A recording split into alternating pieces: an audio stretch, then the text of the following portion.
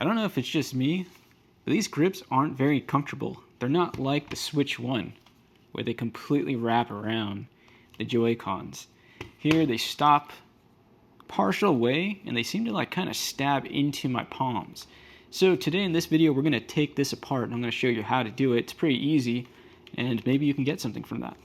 So first off, take off your Joy-Con 2s, set those aside. What we're going to use a screwdriver, whatever the heck this thing's called, and potentially a pick. Alright, so the first thing we want to do is we want to actually remove these little bumpers right here. So what I do is I use this. I'm sure it has a very awesome name. I don't know what you call it. But anyway, I'm going to use the sharp side, and it's not a big deal. You're not going to ruin it. Just poke on the back side of the actual bumper. If I recall, this one's actually going in like that. So we want to go in deep, pull it out. And there you go. They're little pieces of rubber. They can handle the abuse. They're going to be okay. Once we're done taking this apart, I'm going to show you how to put it back together, just in case you decide that's not the route you want to go. Okay, there's another one. The reason why we're removing these is I don't know if this is going to show up in the camera, but there's actually little screws in there. So I'm going to use my little screwdriver with a small screw bit in a second. Let's get, I don't think that. I think we want to go from the back side. I'm starting to forget. I took this apart earlier just to see how simple it is. It's pretty simple. Let's get this one too. Okay, so we're good to go.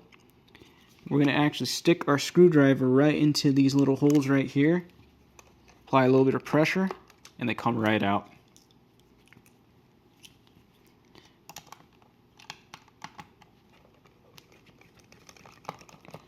Now, if you don't remove these screws, which is kind of a mistake I had in the beginning, I noticed that when you fold it, you're going to see a little hole right there.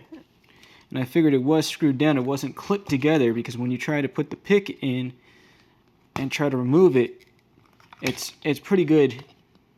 It's held together pretty well. I mean, of course, that's going to come off because we just removed the screws, but we're not going to be able to remove that side. So yeah, figured from that point, those little bumpers were hiding the screws. Whoop, got a little screw up there. All right, so there's only 2 sets of screws, if I recall. Or no, actually, I think there's 3 sets. So you're going to want to group them together if you want to put this back together. So we're going to take our 4 screws, set those aside for now, keep them grouped together. Our little rubber bits right there. Okay, so now we should be able to just pull this off, and it kind of pops off pretty easily. I'm going to use my pick just in case, and there we go. Comes off nice and easy. And it's actually glossy on the inside. It's interesting, except for up here. Okay, so then these screws right here are a bit smaller than the other ones, so we're going to set those aside. And they're very easy to figure out where they all belong, because they have very unique holes to put them back in. So these bigger ones are going to definitely go into here to hold the grip together. And these 4 right here are actually really unique. You're going to see that they have a little thing on the top here that's actually not part that screws in. It just kind of holds in. They made it unique, I guess, so you can identify where the screws go. I almost wonder if Nintendo kind of figured people were going to be doing this, because I wonder if they even decided or realized how uncomfortable this thing actually is. Alright, and there you go. Now there's one downside to it. There's these little bits here, so I'm thinking about maybe shaving them down later on, because I don't think I'm ever really going to use the grip, because it's just not comfortable to me. And I noticed in other YouTube videos, people also said that, yeah, it kind of digs into your palm, especially if you play for a little while. Anyway, there you have it.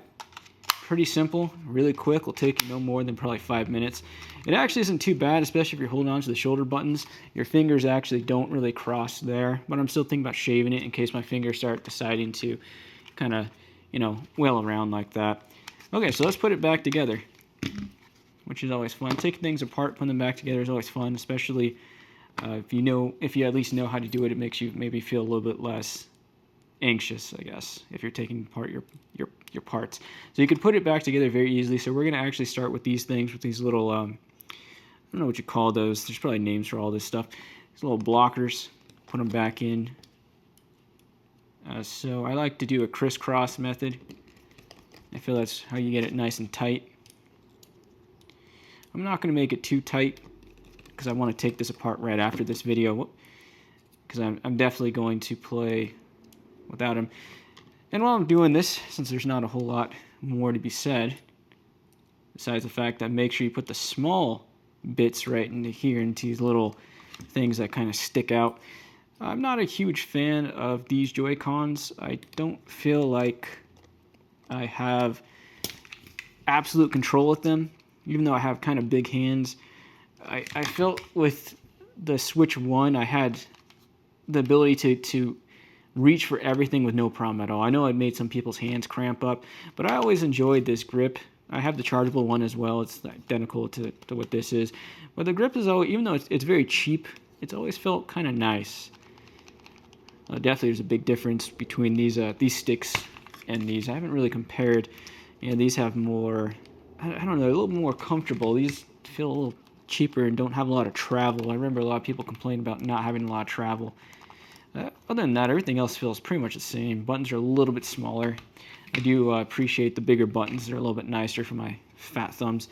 Okay, so now we're going to put the grip back on. Clip it back together. There we go, nice clip right there. It's actually, believe it or not, harder to actually put it back together or clip it back together than it is when you take it apart. It seems to just pop right off as if it wants to come off, as it's like, yeah, I don't really belong here. I don't know why, or this is what the controller's saying, I don't know why I always attach this part. This should save you some money, because I noticed that there's some people selling just this part. I mean, of course it doesn't have the little bits in the back, but a similar accessory that just has just the center part. So you save yourself, I think they're selling for like 20 bucks. Whoops. I don't know why everything at the Switch 2 is so dang expensive, but the cool thing about the Switch 2 for me is that I have so many accessories, I don't have to bother buying anything new. I just had the Switch 2, I have plenty of games, and I'm just ready to roll. Okay, let's go put this in. Now this is a little bit tough to put these in. I actually use this and kind of guide the little rubber bumpers back in just like that. And there's no damage in them if you notice. They can really take a lot of abuse and they just kind of go back into shape. So not a big deal. Make sure that the little part down here is facing where it kind of opens up. You can see that this little part right here that holds it, it's not complete. So you know that's where you're going to put the little piece that sticks out.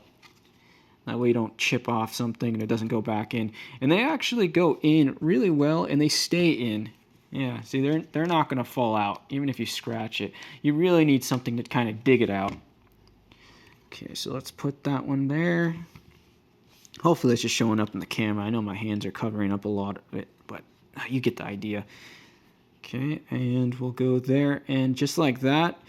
I mean, there's two ways you can watch this video. You can either watch it all the way through, or you can go halfway through and hit rewind and watch it backwards and watch me put it back together. Either way, you get the same result. There you go. You got the Switch 2 controller ready to go with all its discomfort and everything. Yeah, nothing doesn't seem like, you can't even tell you took it apart, honestly. There's no scratches or anything. So and there you have it.